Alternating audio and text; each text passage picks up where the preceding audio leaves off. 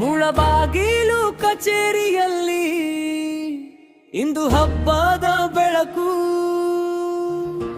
ಅದ್ಧೂರಿ ಅಲಂಕಾರದಲ್ಲಿ ತುಂಬಿತ್ತು ಹೆಮ್ಮೆಯ ಮರುಕು. ಲೈನ್ಯಾನ್ ಕೈಗೆ ಕೈ, ಪವರ್ ಮ್ಯಾನ್ ಜೊತೆಗೂಡಿ, ಡಿಸ್ಕಾನ್ಸಿ ಬಂದಿ ವರ್ಗ ಒಂದೇ ಕುಟುಂಬದಂತೆ ಕೂಡಿ, ನಾಡಿನ ಹೆಸರಿನ ಧ್ವನಿ ಎಲ್ಲೂ ಮೊಳಗಿತು.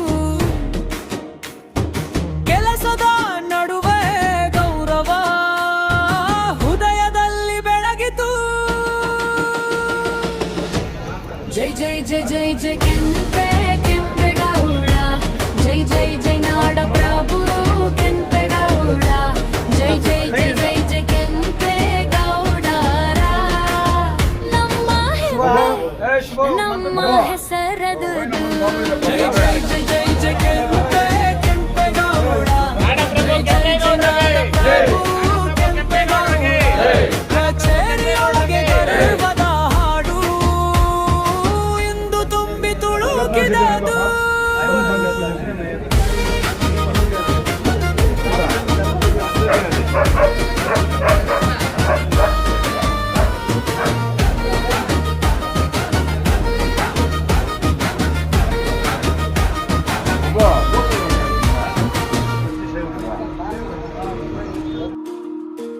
ಅಧಿಕಾರಿಗಳ ನಗೆಯಲ್ಲಿ ಸಾಮರಸ್ಯದ ಹೊಳಪು,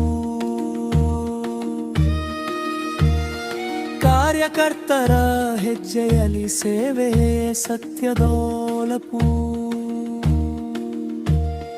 ಒಟ್ಟಾಗಿ ಕೈ ಎತ್ತಿ ಜಯಘೋಷ ಮಾಡಿದರು ಕೆಂಪೇಗೌಡರ ನಮವನು, ಮನದಿಂದ ಹಾಡಿದರು ನಗರದ ಕನಸಿನ ರೂವಾರಿ ನಾಡಿನ ಅಭಿಮಾನ.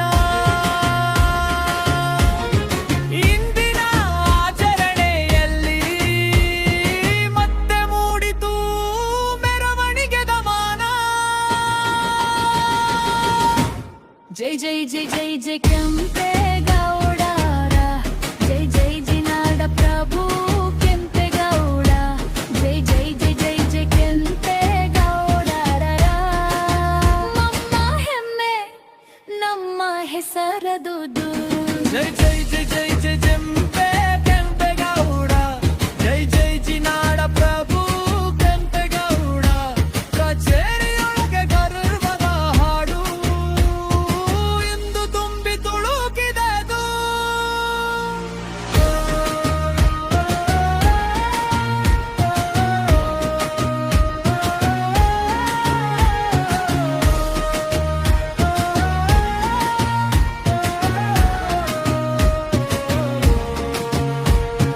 ಸೇವೆಯಲ್ಲೇ ಶಕ್ತಿ ಇದೆ, ಸಂಘದೊಳಗೆ ಜೀವ, ನಾಡು ಕಟ್ಟಿದ ಗುರುನಿಗೆ ಇದು ಗೌರವದ ರಿವಾಜು. ಎಲ್ಲರ ಮುಖದ ಮಂದಹಾಸ ಒಂದೇ ಧ್ವನಿಯ ಹಾಡು. ಮುಳಬಾಗಿಲಿನ ಆವರಣದಲ್ಲಿ ಮುಗಿಲೇರಿತು ಆ ಗರ್ವದ ಕೂಗು. ಜೈ ಜೈ ಜೈ ಜೈ ಜೈ ಕೆಂಪೇಗೌಡರ, ಜೈ ಜೈ ಜೈ ನಾಡ ಪ್ರಭು ಕೆಂಪೇಗೌಡ, ಜೈ ಜೈ ಜೈ ಜೈ ಜೈ ಕೆಂಪೇಗೌಡ. ನಮ್ಮ ಹೆಸರದು.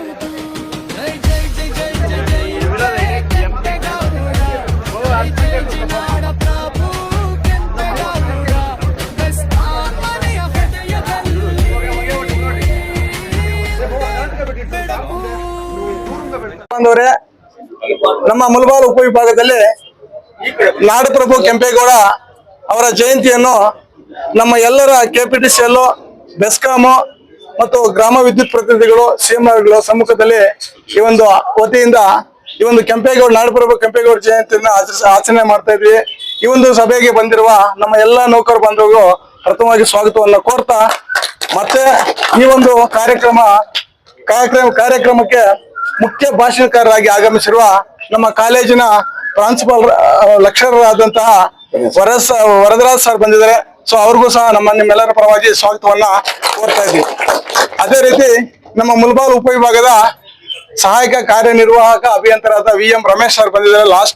ಲಾಸ್ಟ್ ದಿವಸ ಮಾತ್ರ ರಿಟೈರ್ಡ್ ಆಗಿದ್ದಾರೆ. ಅವರು ಸಹ ಬಂದಿದ್ದಾರೆ. ಅವ್ರಿಗೂ ಸಹ ನಿಮ್ಮೆಲ್ಲರ ಪರವಾಗಿ ಸ್ವಾಗತವನ್ನ ಕೋರ್ತಾ ಇದ್ದೀವಿ. ಅದೇ ರೀತಿ ನಮ್ಮ ಶಾಖಾಧಿಕಾರಿಗಳು, ಕಂದಾಯ ಶಾಖೆಯ ನೌಕರರು, ನಮ್ಮ ಲೈನ್ ಮ್ಯಾನ್ ವರ್ಗದವರು, KPTCL ಸಹಾಯಕ ಇಂಜಿನಿಯರ್ಸು ಎಲ್ಲ ಬಂದಿದ್ದಾರೆ. ಅವ್ರಿಗೂ ಸಹ ನಿಮ್ಮೆಲ್ಲರ ಪರವಾಗಿ ಸುಸ್ವಾಗತವನ್ನ ಬಯಸ್ತಾ ಇದ್ದೀವಿ. ಈ ಒಂದು ಮುಖ್ಯ ಭಾಷಣಕಾರರಾಗಿ ನಮ್ಮ ವರದರಾಜ್ ಸರ್ ಬಂದಿದ್ದಾರೆ. ಆ ಮುಖ್ಯ ಭಾಷಣಕಾರ ಇವಾಗ ನಿಮ್ಮನ್ನೆಲ್ಲ ಕುರಿತು ಮತ್ತೆ ಕೆಂಪೇಗೌಡರ ಕುರಿತು 4 ಮಾತಾಡ್ತಾ ಇದ್ದಾರೆ. ಕೆಂಪೇಗೌಡರ 517ನೆಯ ಜಯಂತಿಯ ಪರವಾಗಿ ಬೆಸ್ಕಾಂ ಎಲ್ಲಾ ಶಾಖೆಯ ಅಧಿಕಾರಿಗಳಿಗೆ ಶುಭಾಶಯಗಳನ್ನು ಕೋರುತ್ತೇನೆ. ಈ ನಮ್ಮ ನಾಡಪ್ರಭು ಕೆಂಪೇಗೌಡರ ಜಯಂತಿ ಅಂಗವಾಗಿ 2 ವಿಚಾರಗಳನ್ನು ನಾನು ಹೇಳಲು ಬಯಸುತ್ತೇನೆ. ಒಂದು, ಅವರ ಸಾಧನೆಗಳು. 2ನೇದು, ಇಂಥ ಒಂದು ಜಯಂತಿಗಳಿಂದ ನಾವು ಕಲಿಯಬೇಕಾಗಿರ್ತಕ್ಕಂಥ ಆದರ್ಶದ ವಿಚಾರಗಳು. ಇಲ್ಲಿ ಇಂಥ ಒಂದು ಜಯಂತಿಗಳು, ಇದಕ್ಕೆ ಇತಿಹಾಸವೂ ಉಂಟು, ವರ್ತಮಾನವೂ ಉಂಟು. ಇದಕ್ಕಿಂತ ಒಂದು ಅಕರ ಬೇರೊಂದಿಲ್ಲ. ಇದುವೇ ನಮಗೆ ಒಂದು ಸವಿಬೆಲ್ಲ. ನಮ್ಮ ಪ್ರಕಾರ ಸಂಕ್ರಾಂತಿಗೆ ಅಕ್ಕಿ ಬೆಲ್ಲ, ಯುಗಾದಿಗೆ ಬೇವು ಬೆಲ್ಲ, ಗಣೇಶ ಚತುರ್ಥಿಗೆ ಎಳ್ಳು ಬೆಲ್ಲ, ದೀಪಾವಳಿಗೆ ಅಕ್ಕಿ ಬೆಲ್ಲ. ಆದರೆ ಇಂಥ ಜಯಂತಿಗಳು ನಮಗೆ ಸವಿಬೆಲ್ಲವನ್ನ ನೀಡುತ್ತವೆ. ನಾವು ನಾಡಪ್ರಭು ಕೆಂಪೇಗೌಡರು 1510ರಲ್ಲಿ ಜೂನ್ 22ರಂದು ಜನಿಸ್ತಾರೆ. ಇವರ ತಂದೆ ಕೆಂಪನಂಜೇಗೌಡ, ತಾಯಿ ಲಿಂಗಮ್ಮ, ಇವರ ಧರ್ಮಪತ್ನಿ ಚೆನ್ನಮ್ಮ. ಇವರು ಐಗೊಂಡಪುರ ಹೆಸರುಘಟ್ಟದ, ಬೆಂಗಳೂರಿನ ಹೆಸರುಘಟ್ಟದ ಐಗೊಂಡಪುರದಲ್ಲಿ 9 ವರ್ಷಗಳ ಕಾಲ ಗುರುಕುಲದಲ್ಲಿ ಶಿಕ್ಷಣವನ್ನು ಪಡೆಯುತ್ತಾರೆ. ನಂತರ ಇವರು ವಿಜಯನಗರ ಸಾಮ್ರಾಜ್ಯ ಅರಸರ ಸಾಮಂತರಾಗಿದ್ದು, ವಿಜಯನಗರವನ್ನು ನೋಡಿ ಅಂತ ಒಂದು ನಗರವನ್ನ ನಿರ್ಮಾಣ ಮಾಡಬೇಕು ಅಂತೇಳಿ ಒಳ್ಳೆಯ ಒಂದು ಪಣ ತೊಟ್ಟು ಬೆಂಗಳೂರು ನಗರದ ನಿರ್ಮಾಣಕ್ಕೆ 532ರಲ್ಲಿ ಪ್ರಾರಂಭ ಮಾಡ್ತಾರೆ. ಇವರ ಸಾಧನೆಗಳು ಅಪಾರವಾಗಿರುತ್ತೆ. ಇವರ ಒಂದು ಸಾಧನೆ ನಾವು ಹೇಳುತ್ತೇವೆ, ಯಾವುದೇ ಒಂದು ಶುದ್ಧ ಮನಸ್ಸಿನಿಂದ ಮಾಡಿದ ಕಾರ್ಯವು ಸಿದ್ಧಿಸುವುದು ಸರ್ವಜ್ಞ ಅಂತ ಹೇಳುತ್ತೇವೆ ನಾವು. ಕಾರಣ ಇವರ ನಿರ್ಮಾಣವನ್ನ ನಾವು ಈಗ ನೋಡಿ ಆನಂದ ಪಡುತ್ತಿದ್ದೇವೆ. ಒಂದು ಗುಡಿಗೋಪುರಗಳು, ಕೆರೆಗಳು, ಗೋಪುರಗಳನ್ನ ಕಟ್ಟುತ್ತಾರೆ. ಮತ್ತೆ ಬೆಂಗಳೂರಿನ ನಿರ್ಮಾಣದ ಈ ದಿನ ಏಷ್ಯಾ ಖಂಡದಲ್ಲೇ ಅತಿ ವೇಗವಾಗಿ ಬೆಳೆಯುತ್ತಿರುವ ನಗರವಾಗಿ ನಮ್ಮ ಬೆಂಗಳೂರು ನಗರ ನಿಂತಿದೆ. ನಮಗೆಲ್ಲ ಗೊತ್ತಿದೆ. ಈ ಸಮಾಜದಲ್ಲಿ ಅನೇಕ ಧೀಮಂತ ನಾಯಕರನ್ನ ನಮ್ಮ ಭಾರತ ದೇಶ ಅಂತ ಕಟ್ಟಿದ್ದೇವೆ, ಕರ್ನಾಟಕ ರಾಜ್ಯದಲ್ಲಿ ಕಂಡಿದ್ದೇವೆ. ಈ ಆಗಿನ ಸಮಾಜದಲ್ಲಿ ಸತ್ತಂತೆ ಇದ್ದಂತ ಜನರನ್ನು ನೋಡಿದ್ದೇವೆ. ಸಮಾಜದಲ್ಲಿ ಸತ್ತ ಮೇಲೆ ಬದುಕಿರುವ ಜನರನ್ನ ನಾವೀಗ ನೋಡುತ್ತಿದ್ದೇವೆ. ಕಾರಣ ಆಕಾಶಕ್ಕೆ ಬಿಲ್ಲನ್ನು ಬಿಟ್ಟು ಮಳೆಯನ್ನು ಸುರಿಸುತ್ತಿದ್ದೇವೆ. ಅಂದಿನ ಕಾಲದಿಂದ ವಿಮಾನದಲ್ಲಿ ಮೇಲೇರಿ ಮಸಗಿನ ಮೋಡದ ಮೇಲೆ ಮದ್ದನ್ನು ಸುರಿಸಿ ಮಳೆಯನ್ನು ಸುರಿಸುತ್ತಿದ್ದೇವೆ. ಇಂದಿನ ಕಾಲದಿಂದ ನಾವು ತ್ರೇತಾಯುಗದಲ್ಲಿ ಧರ್ಮಶಕ್ತಿಯನ್ನ, ದ್ವಾಪರ ಯುಗದಲ್ಲಿ ದೈವಶಕ್ತಿಯನ್ನ, ಕಲಿಯುಗದಲ್ಲಿ ತಾಂತ್ರಿಕ ಶಕ್ತಿಯನ್ನ ನಂಬಿ ಬದುಕುತ್ತಿದ್ದೇವೆ. ಆದರೆ ಸ್ವಾರ್ಥವೆಂಬ ಸೇತುವೆ ಸುತ್ತಲೂ ನಾವು ಸುತ್ತುತ್ತಿದ್ದೇವೆ. ಇದಕ್ಕೆ ಕಾರಣ ಒಂದೇ ಒಂದು, ಏನು ಅಂದರೆ ಶತಕಗಳ ಬದುಕು ದಶಕಗಳಲ್ಲಾಗಿ ಕಾಂಪಿಟೇಟಿವ್ ಆಗುತ್ತಿದೆ. ನಾಡಪ್ರಭು ಕೆಂಪೇಗೌಡರು ಏನು ವಿಜಯನಗರ ಸಾಮ್ರಾಜ್ಯದ ಒಂದು ಆದರ್ಶಗಳನ್ನ ಪಾಲಿಸುತ್ತಾ ಬಾಹ್ಯ ರಕ್ಷಣೆ, ಆಂತರಿಕ ಪರಿರಕ್ಷಣೆ, ಸಾಮಾಜಿಕ ಸಾಮರಸ್ಯ, ಆಡಳಿತದ ಸ್ಥಿರತೆ, ಸಂಪನ್ಮೂಲಗಳ ಗರಿಷ್ಠ ಬಳಕೆ, ಸಾಮಾಜಿಕ ಸಾಮರಸ್ಯ, ಜನರೊಂದಿಗೆ ಸಹಕಾರವನ್ನ ಇಟ್ಟುಕೊಂಡು ಬೆಂಗಳೂರು ನಗರವನ್ನ ನಿರ್ಮಾಣ ಮಾಡುತ್ತಾರೆ. ನಮಗೆಲ್ಲ ಗೊತ್ತೇ ಇದೆ, ಶ್ರದ್ಧಾ, ಭಕ್ತಿ, ಧ್ಯಾನ, ಜ್ಞಾನ, ವಿನಯ, ವಿಚಾರಶೀಲತೆಗಳು ಮನುಷ್ಯನಿಗಿದ್ದರೆ ಸಾಕು ಅಂತ. ಮನುಷ್ಯನಿಗೆ ಮಾತುಗಳು ಪರಿಪಕ್ವವಾದರೆ ಸ್ನೇಹ ಬೆಳೆಯುತ್ತದೆ, ಸ್ನೇಹ ಪರಿಪಕ್ವವಾದರೆ ಆತ್ಮೀಯತೆ ಬೆಳೆಯುತ್ತದೆ, ಆತ್ಮೀಯತೆ ಪರಿಪಕ್ವವಾದರೆ ಬಂಧುತ್ವ ಬೆಳೆಯುತ್ತದೆ, ಬಂಧುತ್ವವು ಪರಿಪಕ್ವವಾದರೆ ವೈವಾಹಿಕ ಸಂಬಂಧ ಉಂಟಾಗುತ್ತದೆ, ವೈವಾಹಿಕ ಸಂಬಂಧ ಪರಿಪಕ್ವತೆ ಆದರೆ ರಕ್ತ ಸಂಬಂಧ ಉಂಟಾಗುತ್ತದೆ, ರಕ್ತ ಸಂಬಂಧಗಳು ಪರಿಪಕ್ವತೆ ಆದರೆ ಸ್ನೇಹವೆಂಬ ಸೇತುವೆಗಳು ನಿರ್ಮಾಣಗೊಂಡು ಪ್ರೀತಿ ಎಂಬ ಅಕರಗಳು ಇದರ ಮೇಲೆ ಓಡಾಡತೊಡಗುತ್ತವೆ. ನಮಗೆಲ್ಲ ಗೊತ್ತಿದೆ, ಮನುಷ್ಯನಿಗೆ 5 ನಿಮಿಷ ಸಂತೋಷ ಪಡಬೇಕಂದ್ರೆ ಒಳ್ಳೆ ಯಾವುದಾದ್ರೂ ಒಂದು ಜೋಕನ್ನ ಕೇಳಿದರೆ, ತಮಾಷೆಯ ಮಾತನ್ನ ಕೇಳಿದ್ರೆ 5 ನಿಮಿಷ ಸಂತೋಷ ಸಿಗುತ್ತೆ. ಒಂದು ಗಂಟೆ ಕಾಲ ಸಂತೋಷ ಮನುಷ್ಯನಿಗೆ ಸಿಗ್ಬೇಕಂದ್ರೆ ಒಳ್ಳೆ ನಿದ್ದೆ ಮಾಡಿದ್ರೆ ಸಿಗುತ್ತದೆ. ಆದರೆ ಒಂದು ದಿನ ಸಂತೋಷ ಪಡಬೇಕಂದ್ರೆ ಎಲ್ಲಾದ್ರೂ ಒಳ್ಳೆ ಪಿಕ್ನಿಕ್ ಹೋದ್ರೆ ಒಂದು ದಿನದ ಸಂತೋಷ ಸಿಗುತ್ತದೆ. ಒಂದು ತಿಂಗಳ ಸಂತೋಷವು ಮದುವೆ ಮಾಡಿಕೊಂಡರೆ ಒಂದು ತಿಂಗಳ ಸಂತೋಷ ಸಿಗುತ್ತದೆ ಮನುಷ್ಯನಿಗೆ. ಮನೆ ಕಟ್ಟಿಕೊಂಡರೆ 1 ವರ್ಷ ಸಂತೋಷ ಪಡಬಹುದಾಗಿದೆ. ಆಸ್ತಿ ಸಂಪಾದನೆ ಮಾಡಿದರೆ 10 ವರ್ಷ ಸಂತೋಷ ಪಡಬಹುದಾಗಿದೆ. ಆದರೆ ಯಾವುದಾದರೂ ಸಾಧನೆಯನ್ನ ಜನರಿಗೆ ಸಮಾಜಕ್ಕೆ ಸಾಧಕವಾಗಿರ್ತಕ್ಕಂಥ ಒಂದು ಸಾಧನೆಯನ್ನ ಮಾಡಿ ತೋರಿಸಿದರೆ ಸತ್ತ ಮೇಲೆಯೂ ನಮ್ಮ ಆತ್ಮವು ಸಂತೋಷವಾಗಿರುತ್ತದೆ ಅಂತ ಈ ಮೂಲಕವಾಗಿ ನಾನು ಹೇಳುತ್ತೇನೆ. ಬೆಂಗಳೂರು ನಗರ ಕನ್ನಡಿಗರಿಗೆ ಒಂದು ವರ. ಈ ದಿನ ಅನೇಕ ಜನರು ಬೆಂಗಳೂರಿನಲ್ಲಿ ಜೀವನವನ್ನ ಕಟ್ಟಿಕೊಂಡಿದ್ದಾರೆ ನಮ್ಮ ಈ ಬೆಂಗಳೂರಿನಲ್ಲಿ. ಆದರೆ ಮನುಷ್ಯನು ಮಾತ್ರ ನಾವು ಕೆಲವು ಆದರ್ಶಗಳನ್ನು ಪಾಲಿಸುವುದನ್ನು ನಿಲ್ಲಿಸುತ್ತಿದ್ದೇವೆ. ಅನೇಕ ಧೀಮಂತ ನಾಯಕರು ನಮ್ಗೆ ಒಳ್ಳೆ ಆದರ್ಶಗಳನ್ನು ಕೊಟ್ಟಿದ್ದಾರೆ, ಅದನ್ನು ನಾವು ಪಾಲಿಸ್ತಿರಲಿಲ್ಲ. ನಾವು ಮನುಷ್ಯರಾಗಿ ಜೀವನ ತುಂಟ ಹುಡುಗ, ಜವಾಬ್ದಾರಿ ಇಲ್ಲದ ವಯಸ್ಕ, ಗುರಿ ಇಲ್ಲದೆ ಗೃಹಸ್ಥ, ಮತಿ ಇಲ್ಲದೆ ಮುದುತನ ಸಾಕಿದರೆ ಬದುಕು ಬಂಗಾರವಾಗುವುದಿಲ್ಲ. ಕೇವಲ ನಾವು ತೀರ್ಥಯಾತ್ರೆಗಳನ್ನು ತಿರುಗಿ ತಿರುಪತಿ ಬೆಟ್ಟವನ್ನು ಹತ್ತಿದರೆ ಬದುಕು ಭವ್ಯ ಎನಿಸಿಕೊಳ್ಳುವುದಿಲ್ಲ.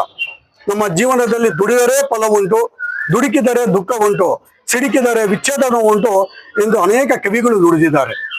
ನಾವು ಮಲ್ಲಿಗೆಗೆ ಬಣ್ಣ ಬರೆದು ಗುಲಾಬಿ ಮಾಡಕ್ಕೆ ಹೋಗುತ್ತೇವೆ. ಮನುಷ್ಯನಿಗೆ ಜೀವನದಲ್ಲಿ ಮೂರು ವಿಚಾರಗಳನ್ನ ನಮಗೆ ನವಗ್ರಹಗಳಿದ್ದಂತೆ 3 ವಿಚಾರಗಳನ್ನ ಮನದಟ್ಟು ಮಾಡ್ಕೋಬೇಕು.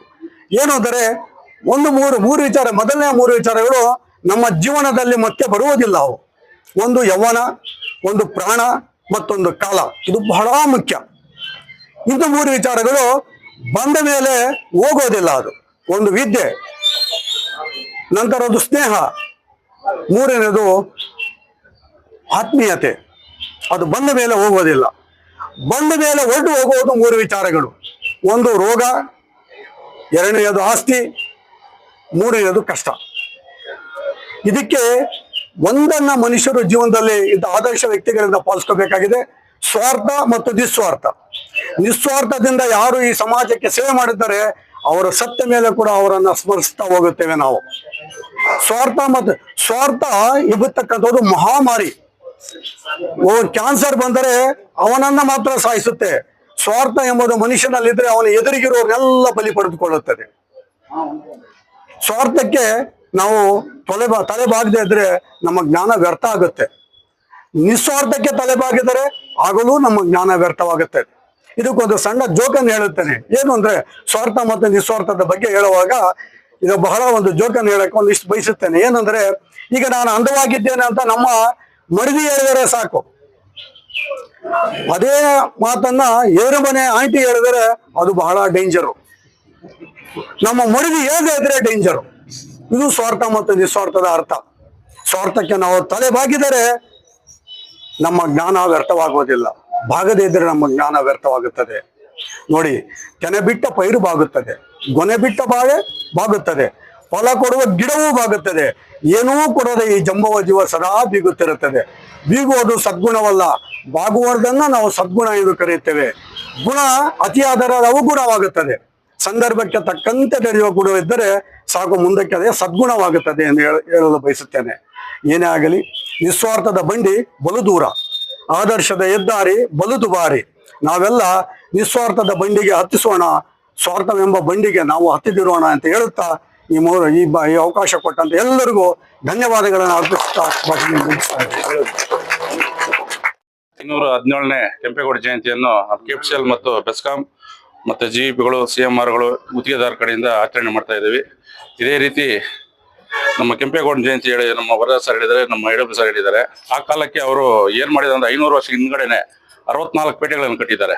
ನಾವು ಇವಾಗ ಒಂದು ಚಿಕ್ಕ ಹಳ್ಳಿಯಲ್ಲಿ ಏನು ಸಮಸ್ಯೆ ಬಂದ್ರೆ ನಮ್ಮನ್ನ ವಿದ್ಯಾವಂತರಾಗಿ ನಾವೇನು ಮಾಡಕ್ ಆಗ್ತಾ ಇಲ್ಲ. ಈಗ ಆ ಕಾಲಕ್ಕೆ ಅವರು ಚಿಕ್ಕ ಪೇಟೆಗಳನ್ನು ಕಟ್ಟಿದ್ದಾರೆ, ಕಟ್ಟೆಗಳು ಕಟ್ಟಿದ್ದಾರೆ.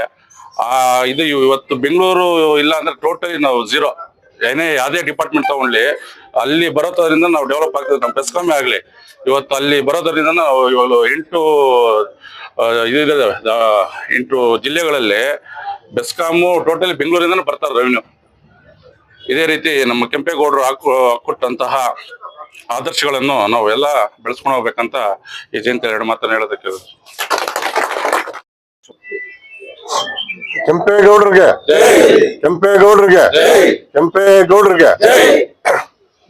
ಎಲ್ರಿಗೂ ಶುಭೋದಯ, ನಮಸ್ಕಾರ. ಇವತ್ತು ನಾವು ಬೆಸ್ಕಾಂ, KPTCL ಮತ್ತು ಗುತ್ತಿಗೆದಾರರು ಸೇರಿಕೊಂಡು ಇವತ್ತು ನಾವು ಕೆಂಪೇಗೌಡರ 517ನೇ ಜಯಂತಿನ ನಾವು ಇವತ್ತು ಆಚರಿಸ್ತಾ ಇದ್ದೇವೆ. ಈ ಸಮಯದಲ್ಲಿ ನಾನು ಎಲ್ರಿಗೂ ಆರ್ಥಿಕ ಶುಭಾಶಯಗಳನ್ನ ಹೇಳ್ತಾ ಇದ್ದೀನಿ. ಕೆಂಪೇಗೌಡರು ಅಂದ್ರೆ ನಮ್ಮ ಮೈ ಜಿಮ್ ಅನ್ನುತ್ತೆ. ಯಾಕಂದ್ರೆ ಆ ಒಂದು ಹೆಸರಲ್ಲಿ ಆ ಒಂದು ಪವರ್ ಇದೆ. ಯಾರೇ ಆಗ್ಲಿ ಕೆಂಪೇಗೌಡರು ಅಂದ ತಕ್ಷಣನೇ ನಮ್ಗೆ ನೆನ್ಪು ಬರೋದು ಬೆಂಗಳೂರು. ಸೊ ಇವತ್ತು ಬೆಂಗಳೂರು ಯಾವ ತರ ಬೆಳೆದಿದೆ, ಇವತ್ತು ಇಡೀ ಕರ್ನಾಟಕವನ್ನ ಸಾಕ್ತಾ ಇರೋದಂದ್ರೆ ಬೆಂಗಳೂರೇ. ಸೊ ಅವತ್ತು ಏನ್ ನಮ್ ಕೆಂಪೇಗೌಡರು ವಿಜಯನಗರ ಸಾಮ್ರಾಜ್ಯದ ಒಂದು ಉತ್ಸವ ಆಗುತ್ತೆ. ಅವತ್ತು ನಮ್ಮ ಕರ್ನಾಟಕಕ್ಕೆ ಹೆಸರುವಾಸಿ ವಿಜಯನಗರ ಒಂದು ಆಳ್ವಿಕೆ, ವಿಜಯನಗರ ಸಾಮ್ರಾಜ್ಯ. ಸೊ ಅಲ್ಲಿ ಚೆನ್ನಾಗಿ ಮಾಡಿದನ್ನ ನಾನು ಇದೇ ತರ ನಾನು ಬೆಂಗಳೂರನ್ನ ಅಭಿವೃದ್ಧಿ ಪಡ್ಬೇಕಂತ ನಮ್ಮ ಸಾರ್ ಹೇಳಿದಂಗೆ ನಿಸ್ವಾರ್ಥದಿಂದ ಕೆಲಸ ಮಾಡಬೇಕು. ನಿಸ್ವಾರ್ಥ ಮನಸ್ಸದಿಂದ, ಸ್ವಾರ್ಥ ಇಲ್ಲದೆ ನಿಸ್ವಾರ್ಥದಿಂದ ಅವರು ಅವತ್ತು ಬಂದು ಏನು 4 ಕಡೆನೆ ಒಂದು ಗೋಪುರಗಳನ್ನ ರಚನೆ ಮಾಡಿ ಮತ್ತೆ ಅನೇಕ ಒಂದು ನಮ್ಮ ಜನಗಳಿಗೆ ನೀರು ಬೇಕಾಗುತ್ತೆ. ಅವತ್ತೇ ಕಂಡಿದ್ರು ನೀರಿನ ಸಮಸ್ಯೆ ಆಗ್ತದೆ ಅಂತ ಹೇಳಿ ಅವತ್ತು ಸುಮಾರು ಕಡೆ ಕೆರೆಗಳನ್ನ ನಿರ್ಮಿಸಿ ಮತ್ತೆ ವ್ಯವಸಾಯಕ್ಕೆ ಅಚ್ಚುಕಟ್ಟಾಗಿ ಅವರು ಆಡಳಿತ ನೀಡಿರ್ತಾರೆ. ಅವರೊಂದು ಏನು ಈಗ ನಾವು ಸಾಮಾನ್ಯವಾಗಿ ಹೇಳ್ತೀವಿ, ಒಳ್ಳೆ ಮನುಷ್ಯನ ಕಡೆಯಿಂದ ನಾವು ಅವತ್ತು ಒಂದು ಪೂಜೆ ಮಾಡಿಸ್ಬೇಕು ಅಥವಾ ಒಂದು ಅಡಿಪಾಯ ಹಾಕ್ಸ್ಬೇಕು. ಯಾಕಂದ್ರೆ ಅವ್ರ ಗುಣ ಹಂಗಿರುತ್ತೆ. ಎಲ್ರ ಕೈಯಲ್ಲೇನು ನಾವು ಈ ಸಾಧನೆ ಮಾಡಕ್ಕೆ ಆಗಲ್ಲ. ಅದು ಅವರು ಒಂದು ವ್ಯಕ್ತಿತ್ವ ಇರುತ್ತೆ, ಅವರಲ್ಲಿ ಒಂದು ಗುಣ ಇರುತ್ತೆ, ಅಟ್ರಾಕ್ಟಿವ್ ಗುಣ. ಸೊ ಅವರು ಅವತ್ತು ನಮಗೆ ಒಳ್ಳೆ ಆದರ್ಶ ಕೊಟ್ಟು ಈ ಬೆಂಗಳೂರಿಗೆ ಭದ್ರ ಬುನಾದಿ ಹಾಕಿ ಇವತ್ತು ಪ್ರಪಂಚದಲ್ಲೇ ಹೆಸರುವಾಸಿ ಮಾಡಿದೆ ಅಂದ್ರೆ ಅವರಿಂದ, ನಮ್ಮ ಕೆಂಪೇಗೌಡರಿಂದನೇ. ಸೊ ಇವತ್ತು ಕರ್ನಾಟಕಕ್ಕೆಲ್ಲ ನಾವು ಒಂದು ಊಟ ಕೊಡ್ತಾ ಇದ್ದೀವಿ ಅಂದ್ರೆ ಬೆಂಗಳೂರು. ಸೊ ಈ ಬೆಂಗಳೂರು ನಿರ್ಮಾತರು ನಮ್ ಕೆಂಪೇಗೌಡರು. ಸೊ ನಾವು ಮೊದ್ಲಿಂದ ಊರುಗಳಲ್ಲಿ ನೋಡಿದೀವಿ, ಗೌಡ್ರು ಹೇಳಿದ ತಕ್ಷಣ ಒಂದು ಆದರ್ಶವಾಗಿ ಇರ್ತಿತ್ತು. ಸುಮಾರು ಜನ ನಾನು ಚಿಕ್ಕ ಹುಡುಗನಿಂದ ನೋಡಿದ್ದೀನಿ. ಊರಲ್ಲಿ ಗೌಡ್ರು ಒಂದು ಆದರ್ಶವಾಗಿ ನಿಷ್ಪಕ್ಷವಾಗಿ ನ್ಯಾಯಗಳು ಮಾಡ್ತಾ ಇದ್ರು ನಾವೆಲ್ಲ ಚಿಕ್ಕ ಹುಡುಗರಾಗಿದ್ದಾಗ. ಸೊ ನಾವೆಲ್ಲ ಆತರ ನಮ್ ಗೌಡ್ರು ಅವತ್ತು ಎಲ್ಲಾನು ಪ್ರತಿಯೊಬ್ಬ ಜನಾಂಗಕ್ಕೂ ಬೆಂಗಳೂರಲ್ಲಿ ಒಂದೊಂದು ಪೇಟೆ ಕಟ್ಕೊಟ್ಟಿದ್ದಾರೆ. ಅವ್ರ ಅಂದ್ರೆ ಒಕ್ಕಲಿಗರು ಗೌಡ್ರದ್ದು ಒಂದು ಪೇಟೆ ಅಂತ ಎಲ್ಲೂ ಇಲ್ಲ. ನಾವೆಲ್ಲ ಎಲ್ರ ಜೊತೆನೂ ಇರೋಣ ಅಂತ ಉದ್ದೇಶದಿಂದ ನಮ್ಮ ಕೆಂಪೇಗೌಡರು ಅವತ್ತು ಈ ತರ ಪೇಟೆಗಳು ಕಟ್ಟಿ ಬೆಂಗಳೂರಕ್ಕೆ ಅಡಿಪಾಯ ಹಾಕಿ ಅವರ ಒಂದು ವ್ಯಕ್ತಿತ್ವದಿಂದ ಅವರೊಂದು ಅಟ್ರಾಕ್ಷನ್ ಇಂದ ಇವತ್ತು ನಮ್ಮ ಬೆಂಗಳೂರು ಅಷ್ಟು ಬೆಳೆದಿದೆ. ಅವರೊಂದು ಗುಣ ಅವರದು, ಅವರಲ್ಲಿರ್ತಕ್ಕಂಥ ಒಂದು ಶಕ್ತಿ, ಅದು ಆ ಶಕ್ತಿ ಅಟ್ರಾಕ್ಟಿವ್ ಗುಣ ಇವತ್ತು ಬೆಂಗಳೂರಲ್ಲಿ ಇಷ್ಟು ಮಟ್ಟಿಗೆ ಬೆಳೆದು ನಮ್ಮ ಕರ್ನಾಟಕ ಮತ್ತು ಪ್ರಪಂಚಕ್ಕೆ ಹೆಸರುವಾಸಿಯಾಗಿದೆ ಅಂದ್ರೆ ಕಾರಣ ಅವ್ರದ್ದು. ಸೊ ಅವರ ಒಂದು ಸವಿ ನೆನಪಿಗೋಸ್ಕರ ಇವತ್ತು ನಾವು ಬೆಂಗಳೂರು ಏರ್ಪೋರ್ಟ್ ಮುಂದೆ ಅವರೊಂದು ವಿಗ್ರಹನ ನಮ್ಮ ಸರ್ಕಾರದವರು ಸೇರಿ ಅಲ್ಲಿ ನೆನ್ಸಿದ್ದಾರೆ. ಸೊ ಯಾರೇ ಪ್ರಪಂಚದಿಂದ ಬರ್ಲಿ, ಎಲ್ಲೇ ಬರ್ಲಿ, ಅವ್ರಿಗೆ ಕೆಂಪೇಗೌಡರನ್ನ ತಿಳ್ಕೊಂಡು ಹೋಗ್ಬೇಕಂತ ಉದ್ದೇಶದಿಂದ ಅಲ್ಲಿ ನಮ್ಮ ಕೆಂಪೇಗೌಡರು ವಿಗ್ರಹನ ಮಾಡಿದ್ದಾರೆ. ಸೊ ನಮ್ಗೆಲ್ಲ ಒಂದು ಶಕ್ತಿ ಅವ್ರ ಹೆಸರು ಹೇಳಿದ್ರೆ, ಯಾಕಂದ್ರೆ ಅವರು ಆದರ್ಶ ಗುಣಗಳು ನಾವು ಬೆಳೆಸ್ಕೊಬೇಕು. ಯಾಕೆ ಜಯಂತಿ ಮಾಡ್ತಾ ಇದೀವಿ ಅಂದ್ರೆ ನಮ್ ಕೆಂಪೇಗೌಡರು ಹೆಂಗೆ ಕಾರ್ಯಕ್ರಮಗಳನ್ನ ಮಾಡ್ತಾ ಇದ್ರು ಅದೇ ತರ ಅವರಲ್ಲಿ ನಾವು ಅವರ ಗುಣಗಳನ್ನ ನಾವು ಇವತ್ತು ಅಳವಡಿಸ್ಕೊಂಡ್ರೆ ಇವತ್ತು ನಾವು ಮಾಡ್ತಿರ್ತಕ್ಕಂಥ ಜಯಂತಿ ಸಾರ್ಥಕ ಆಗುತ್ತೆ. ನಾವು ಜಯಂತಿನೂ ಅದಕ್ಕೋಸ್ಕರ ಅವರು ಒಂದು ಗುಣಗಳು ಬೆಳೆಸ್ಕೊಳ್ಳೋದಕ್ಕೋಸ್ಕರ ನಾವು ಜಯಂತಿಗಳು ಮಾಡ್ಬೇಕಂತೇಳಿ ಅವರ ಒಂದು ಅನುಕರಣೆ ಎಲ್ಲರೂ ಮಾಡ್ಲಿ ಅಂತ ಹೇಳಿ ಈ ಸಂದರ್ಭದಲ್ಲಿ ಹೇಳಿ ನಾನು 2 ಮಾತನ್ನ